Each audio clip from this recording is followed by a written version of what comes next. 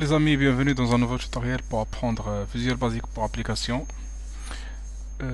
version pour MS Excel. Aujourd'hui je vais vous montrer comment faire des blocs dans Excel, dans Visual Basic pour application.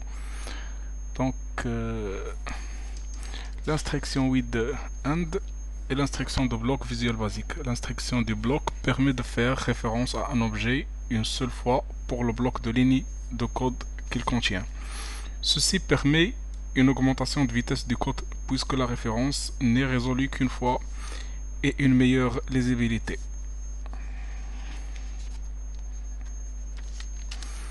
Donc on va programmer une petite application, un petit programme.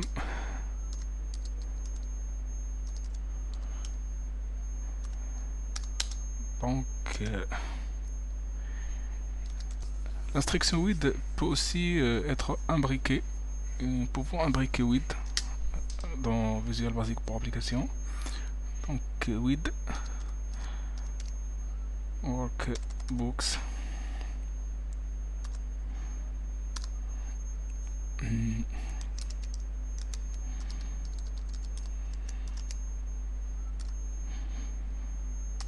sur un point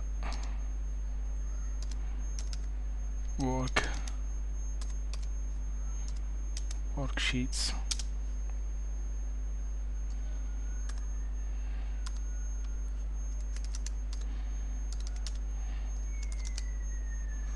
feuille 1 point sales 2. Donc l'objectif de ce programme est de affecter à la cellule 2 du classeur 1, la feuille 1, une formule locale. Donc ici nous allons faire appel à une formula locale égale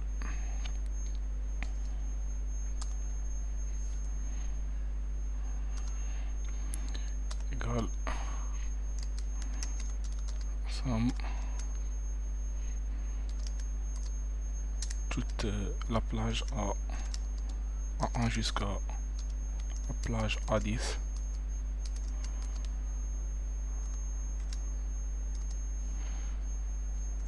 Donc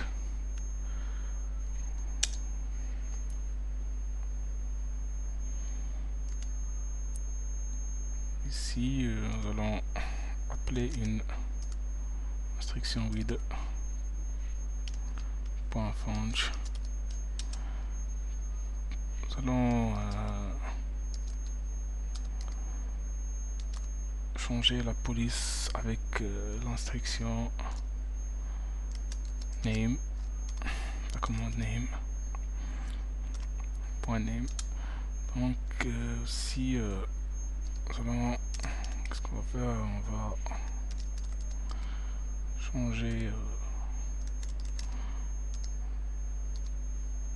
donc la rendre en gras avec l'instruction .bold et changer la taille de la police de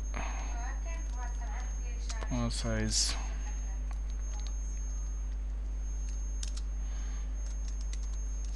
and width finalement et and width ici.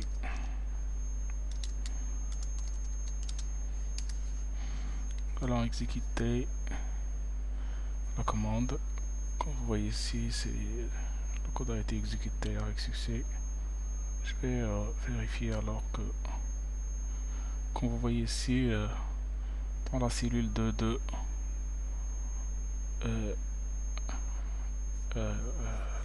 la formule somme de la marge A1 à 10 a été affectée.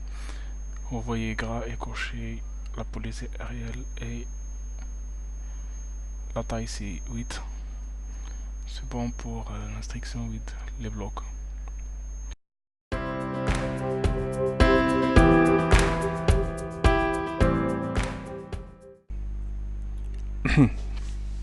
Mais maintenant, on va voir les structures décisionnelles. En VBA, on utilise plusieurs formes de structures décisionnelles. On appelle structure décisionnelle la construction de code permettant de tester un ou plusieurs expressions afin de déterminer le code à exécuter.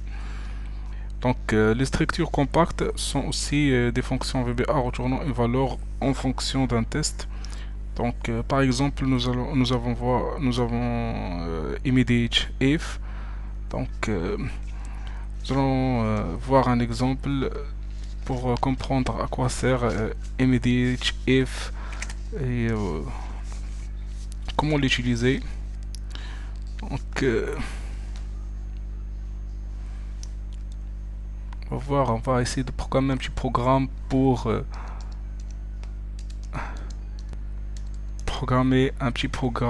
pour tester les valeurs négatives et positives. Donc, dim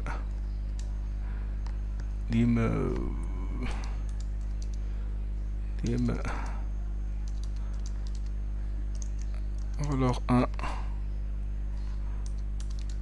en string, dim valeur 2 en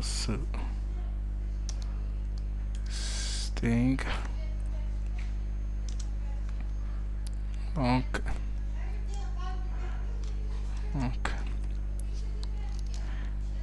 test égale à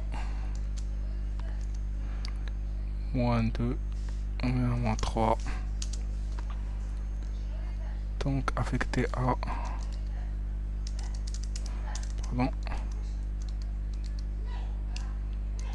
valeur 1 WIF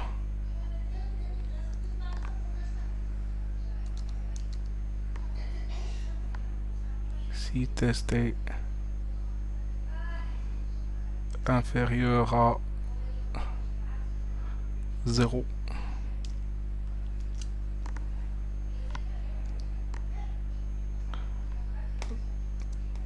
Écrire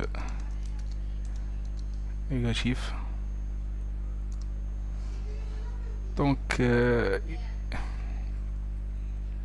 comme vous voyez ici, immediate if, qu'est-ce qu'elle teste? Elle teste une expression. S'il trouve cette expression vraie, tu lui donnes la valeur à retourner. Ici, tu mets la valeur, la valeur true part que tu veux retourner lorsque l'expression est vraie. Et lorsque l'expression est fausse, tu mets ici la valeur laquelle tu veux que la fonction retourne. Donc ici dans le cas où test est inférieur à 0, nous voulons retourner la valeur est négative. Et c'est l'inverse. Retourne-moi que la valeur est positive. Considérons bien sûr que 0 fait partie des valeurs positives dans ce cas.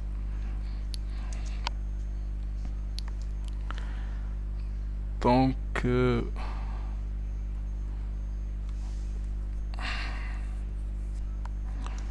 et notre valeur test 1 égale à 9 par exemple. Donc on affecte la valeur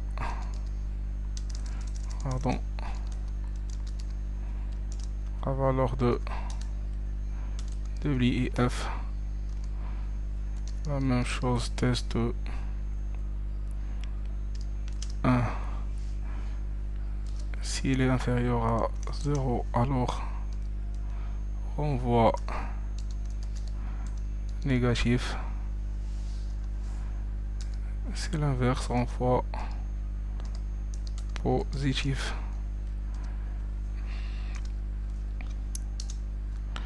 Donc ici on va faire un message box.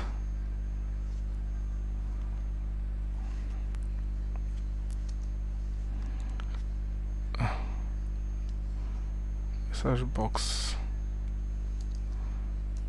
la valeur de -3 et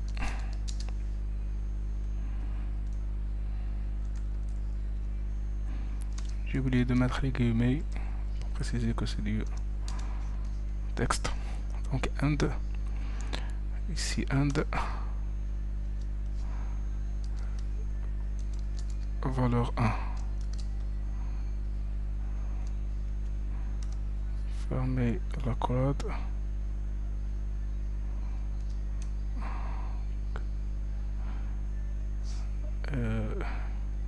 Aussi end la, et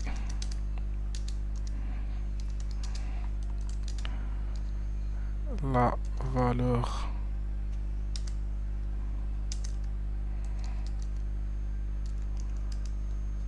de 8 de pardon 9 et and valeur de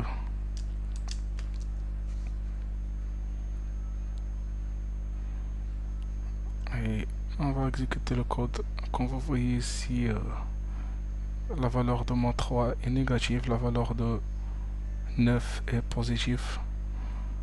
Donc ici j'ai oublié de mettre un espace comme ça pour voir très bien le code. Comme vous voyez ici, la valeur de -3 est négative et la valeur de 9 est positive. Donc, et c'est bon pour les, les structures compactes. Nous allons maintenant voir les autres structures décisionnelles. Donc c'est bon, si passer aux structures décisionnelles.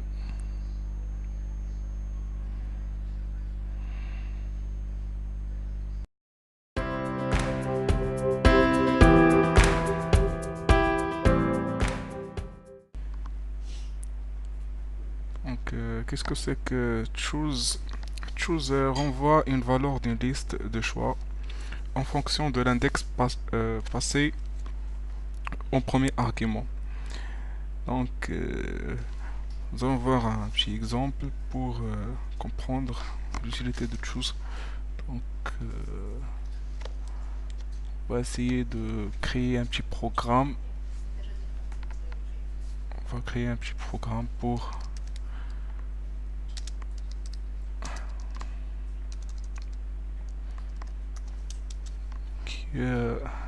qu'on lui donne un nombre et retourne un jour et nous rejoint un jour.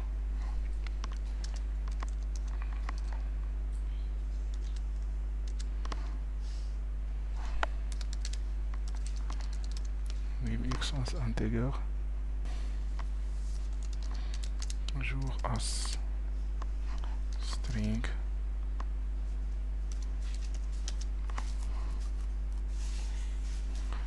donc x avec tx input box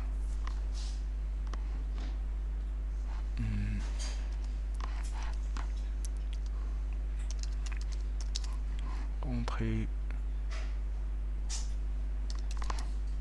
un nombre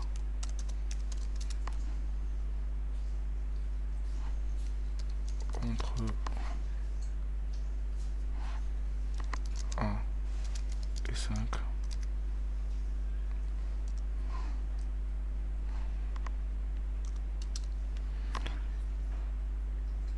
Donc et on va affecter à jour choose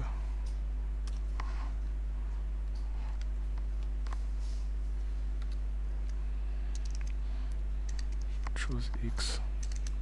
Oh non, choose x ici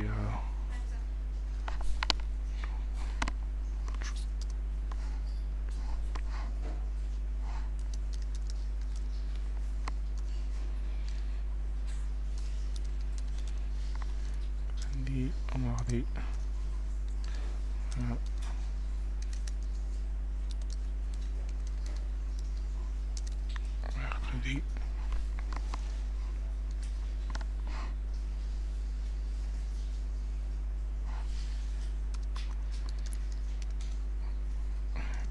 jeudi au vendredi. Ici, c'est comme on dit à la commande chose de nous choisir selon le nombre de x. 1 ou bien 2 ou bien 3 ou bien 4 ou bien 5. Elle va nous donner le jour. C'est-à-dire si on choisit 1, elle va nous retourner lundi. Si on choisit 2, elle va nous retourner la deuxième. C'est mardi et etc. Jusqu'à vendredi. Donc,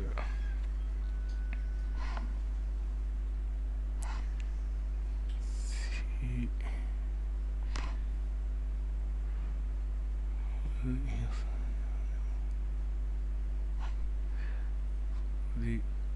donc, ici j'ai oublié de taper une liste de texte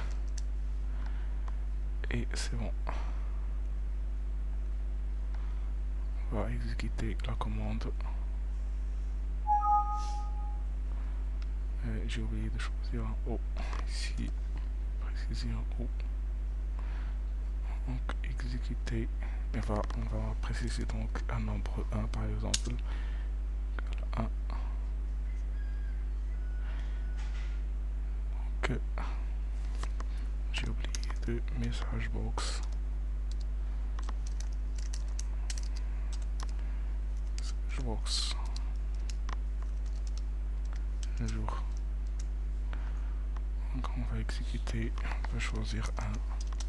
On va afficher lundi, etc. Vous voyez, si nous choisissons 2, elle va nous afficher mardi, et etc.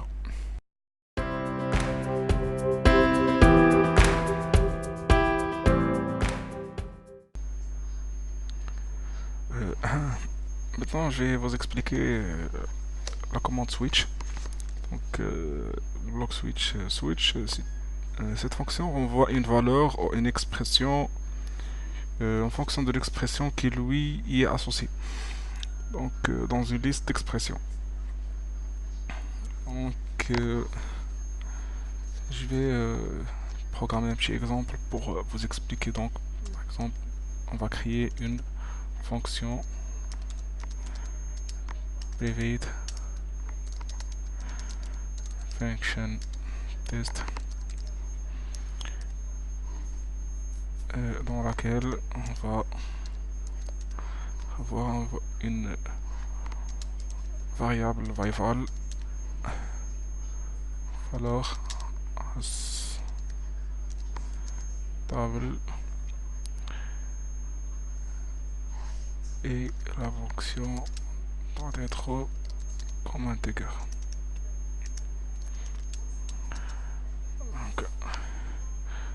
Donc dans cette fonction test, affecté à test switch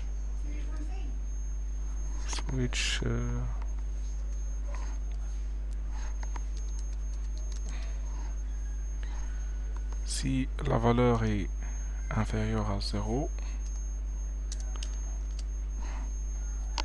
donc renvoie -1. Si la valeur est supérieure, non, égale à 0, renvoie 0.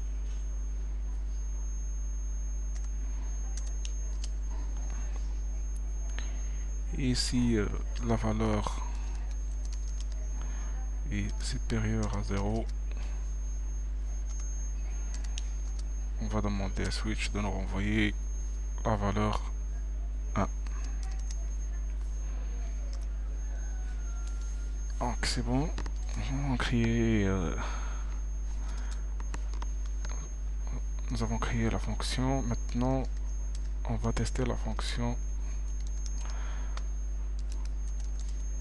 Donc créer une procédure, et dans cette procédure nous allons ajouter la fonction test. Donc on va affecter une valeur x égale à input box. Entrer un nombre à tester, par exemple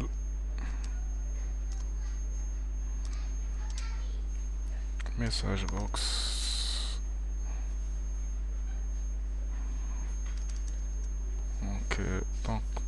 Donc on va tester x et on va l'afficher le résultat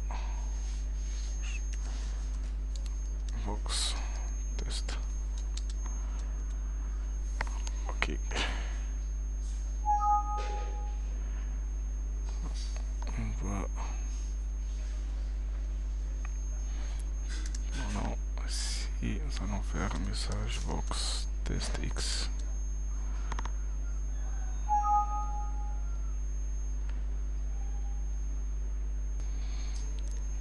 Faire les parenthèses ici. Parfois ça arrive qu'il faut préciser les parenthèses et qu'on va envoyer la fonction correctement. On va choisir une valeur négative. Donc elle nous a affiché -1 et si nous choisissons 0,